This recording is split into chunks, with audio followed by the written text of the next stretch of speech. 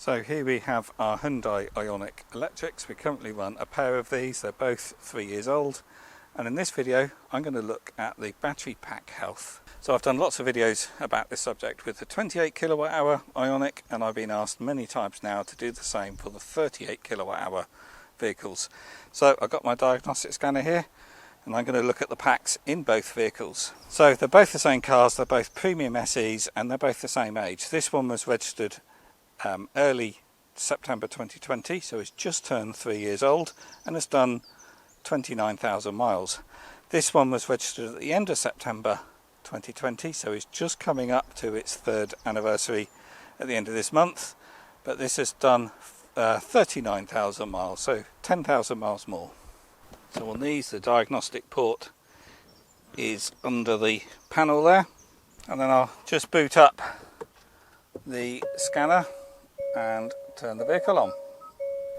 So as we can see up there, the mileage is 29,649 miles on this one, and I'm just going to go into the BMS and look at the battery health reported by the BMS, which is the battery management system. That's the ECU that controls the battery pack. So on the first line we can see the battery is currently charged to 89.5% charged. And anyway, I'll just quickly mention range, because we can see there the range is showing 197 miles, and we've just done 17 miles this morning, and I think it was showing 111 miles in normal mode, 211 miles in normal mode and 214 miles in eco mode. So the range of this vehicle is still as good as it was when it was new, which is in reality what you'd expect. Battery health, I know that's something everyone worries about, but really battery health isn't something you need to worry about in an EV. The reality is, and I've repeated this so many times, but it is bearing true, the reality is, in general, and there's always extreme cases, but in general, traction batteries on electric vehicles will degrade at about 1% a year. If it's a Nissan Leaf or a Nissan EMV 200, they are worse. That's more like 3% a year. But in reality, in most modern EVs, the battery will last the life of the vehicle.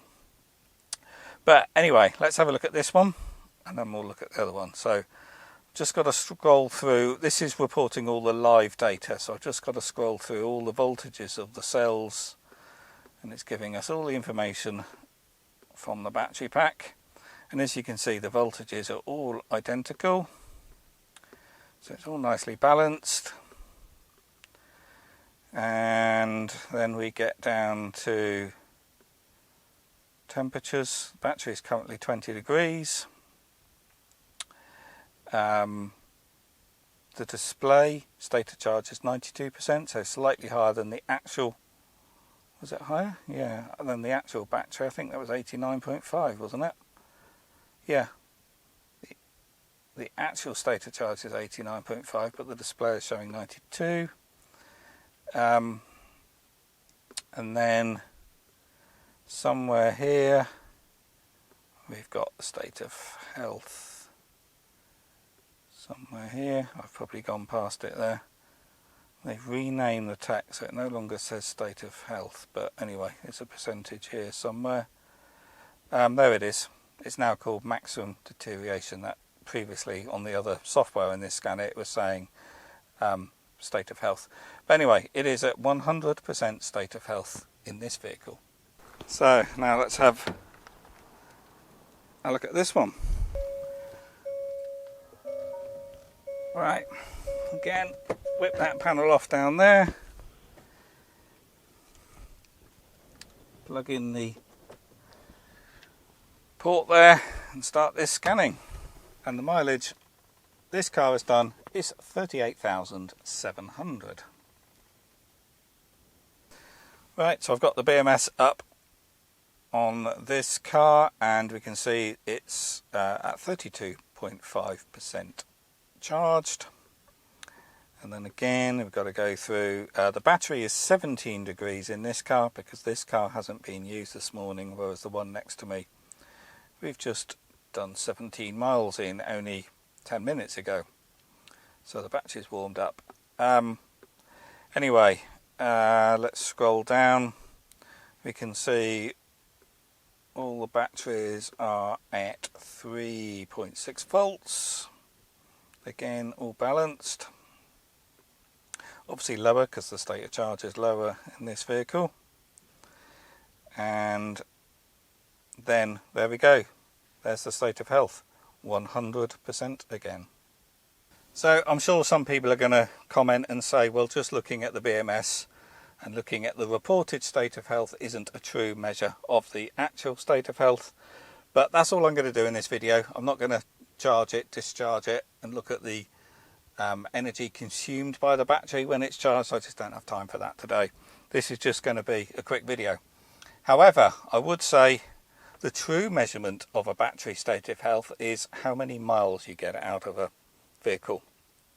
And both of these are still doing exactly the same as they did when they are new. The range hasn't dropped one little bit. In fact, let's talk about range, because on these vehicles the WLTP figure is 193 miles, and the EPA figure, which I think is what they use in America, the EPA test is 170 miles. However, the Ioniq is one of the cars that you can beat that significantly. On most other vehicles, the range the manufacturers quote isn't really realistic, and most of them achieve about 80% of that figure. However, in this Ioniq, this particular car, the other day, well, about 2 weeks ago, I did a range test in this, and I got 256 miles from this car driving in the summer.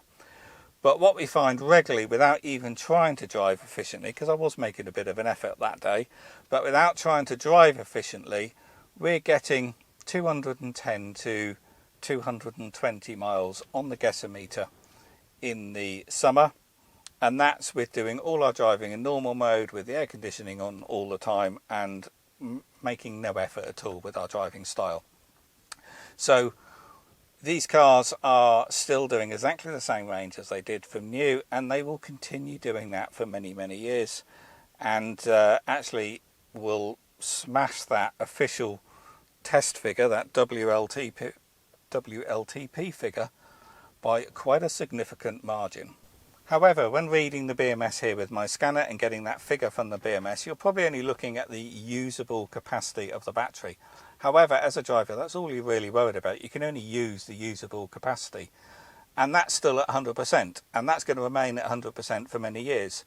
Potentially, the total capacity on this vehicle at 3 years old may have dropped by 1 or 2%. That's quite plausible.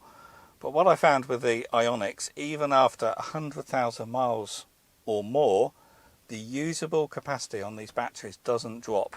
Well, certainly on the 28 kilowatt hour models, which I have had high mileage ones of those, they've still got 100% usable capacity in excess of 100,000 miles. Whereas the 38s, I haven't had any high mileage examples of the 38 yet, because they're a much newer car, of course. So that's it for this video. If it's helped, as always, please do click the thumbs up. That really does help. Do subscribe to the channel, and if you want to know more about the Hyundai Ioniq, I'll put a link in the video description below to a playlist where you can see other videos on these electric vehicles.